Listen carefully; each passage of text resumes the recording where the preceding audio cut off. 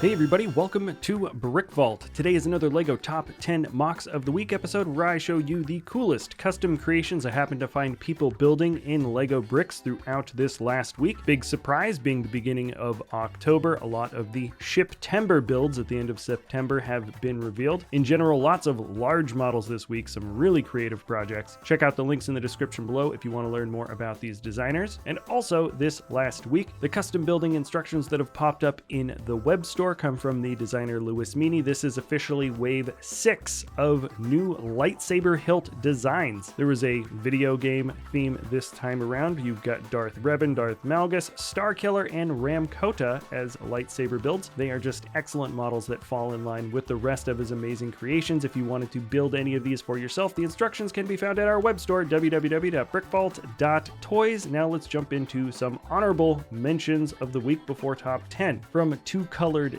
Dam, this is the official music video for an original song. Great animation, great song. Here is the Comier Battle Cruiser from Soccer Kid 6. This isn't LEGO necessarily. We have the Mona Lisa from Parallel 3695. If I bugged my wife enough, maybe I could get this hung up in our office. From Higuchi Sadaharu, this is LEGO Senseiza Zodiac. Great use of light and color. Peter Ziesk made the Build-A-Melody working recorder player. The colors at the bottom of the record can be read by a light sensor, creating different sounds, which is cool. The title here is Hurry Up Grumpy from Nick Sweetman. And Moco's created another amazing foldable figure. This is the MFS 20 Megalodon. The title for this one is Sorting is 300 Studs by the builder Big Stannis. No comment, just a crazy, interesting, weird build that I thought you guys should see. Love the design from Shio. This is the Snout Mech, and Ochre Jelly's at it again. The title reads, and my new Netflix obsession is ...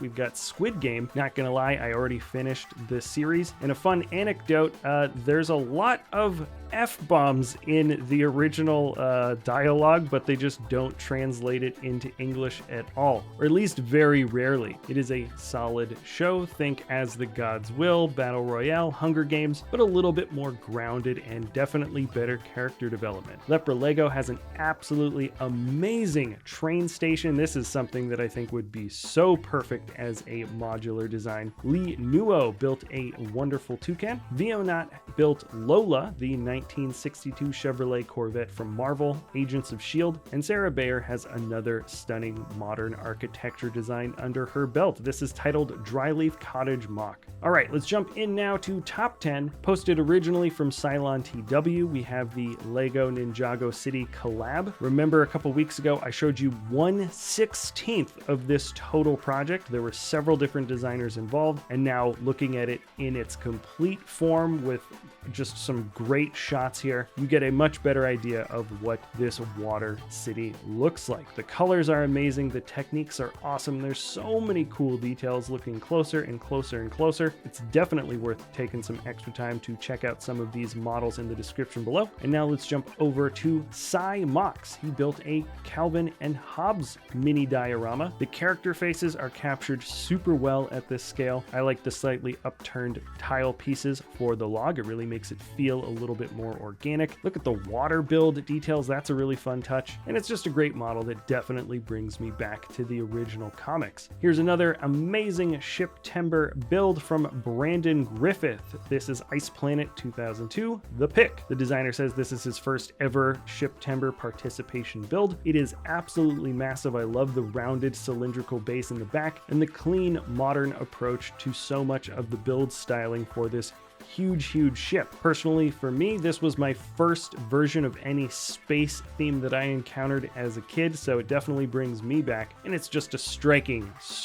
model in general. Now, Jakob Escher didn't build this train station like this last week necessarily, but it's the first time I've stumbled across this absolutely amazing model. It fits in with the much larger city that he's built around it, and it just has so many excellent details. It's ornate, it's so wonderfully crafted, and I'd be hard-pressed to find any version of a train station that could really compete in terms of both scale and excellent craftsmanship. Number 6, if we're keeping count in the numbers, is from Vincent Q. This is titled Fruits, Durian, Mangosteen, Orange, and Watermelon. Easily the most colorful build of the week, I should say. And the build details here are just excellent. Some of it's very simple, like the watermelon slice, but it certainly captures the look of that slice very well. While the durian has quite a bit of complex detailing, and the trans orange pieces for the open orange slice really works well. I've never heard of a mangosteen, so I could not tell you how accurate that build is, or even if it's a real fruit. I'm not going to Google it. I'll just let you guys chime in the comments below. It's just a really fun,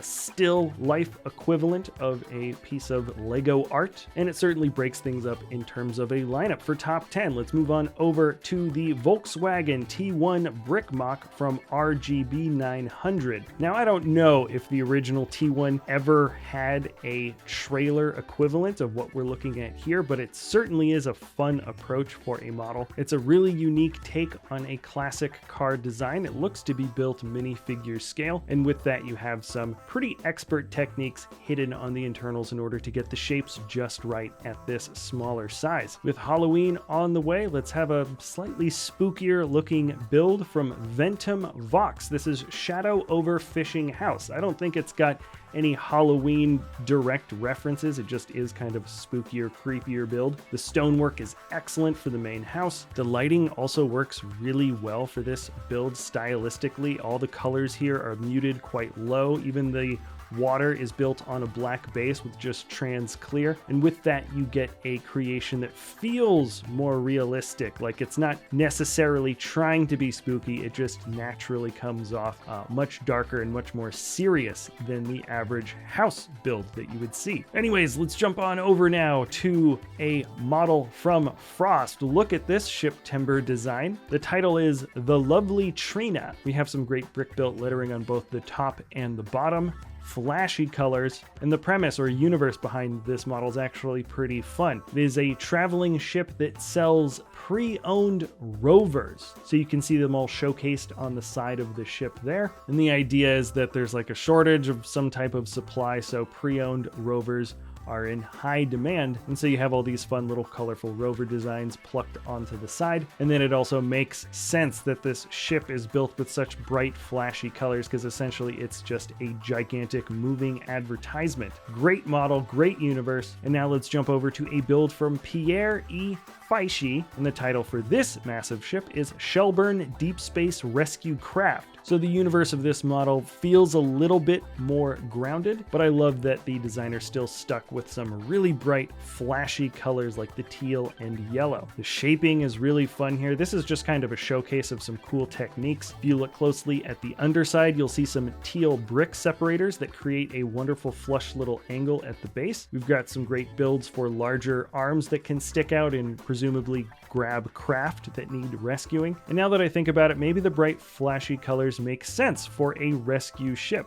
High visibility equals less accidental crashes when they need to get very, very close to other ships that are in a dangerous situation. And guess what? We're jumping on over to the last model from Tim Lydy. This is the GCPD, or the Gotham City Police Department. This guy has made some excellent DC massive dioramas in the past. This one is no different. It shows that big, open, very old school movie type open office scene that you usually have with these types of universes. Tons of big desks, detectives and police officers processing criminals, bits of flair thrown around the office to make it feel a little bit more lived in, high ceilings, awesome gothic archways that cut across the entire internals, and it just feels like you're inside a movie or a cartoon, just a big fantastical police station scene with an exterior to match. Look at all those flat silver bullion pieces used as brick detailing for the outside. Anyways, this thing is not missing a single detail. It is so cool looking. And with that, I've just knocked out my personal favorite 10 mocks of the week. Let me know which ones were your favorite in the comments below. Remember to check out those links in the description below if you enjoy our content, please feel free to like, subscribe, comment, share, and we'll see you next time